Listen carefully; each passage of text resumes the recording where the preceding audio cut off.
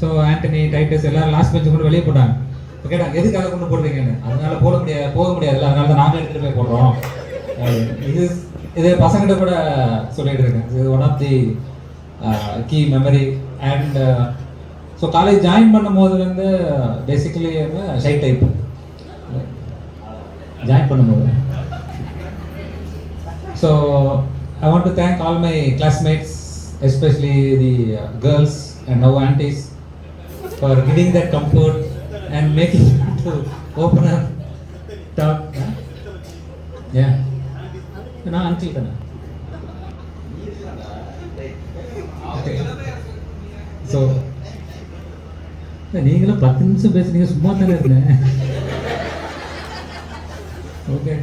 So hostel memories, two things I will share. And this teacher in the hostel, Mr. Jay Mohan, you remember?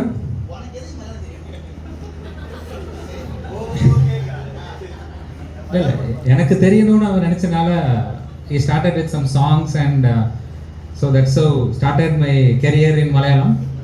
And okay.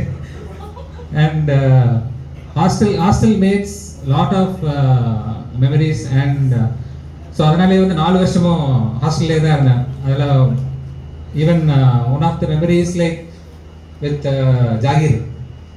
So ஜாகீருக்கும் வார்டனுக்கும் அடிக்கடி சண்டை நடக்கும். So Zakir வந்து ஒருத்தர், அது யார் கூட சண்டை போடான்னு தெரியல, அவர் வார்டன் சுபையா அவர் வந்து கேட்டுட்டு இருக்காரு, இது சண்டை போட்டீங்க நீங்கள் 2 பேருமே காரணம்னு சொல்கிறாரு. அவர் வந்து சொல்கிற எக்ஸாம்பிள்னா 2 கை தட்டினா தான் சத்தம் வரும் அப்படின்னு. ஜாகிர் என்ன பண்ணா, டக்குன்னு போய் சோதத்தில் அடித்தான். அடிச்சு பாருங்க, 1 கை தட்டினாலும் சத்தம் வருது, அவன் மேலே தான் தப்பு அப்படின்னு. அன்னைக்கு ஹாஸ்டல் விட்டு போனவர் தான் நினைக்கிறேன் இன்னும். தேங்க்யூ.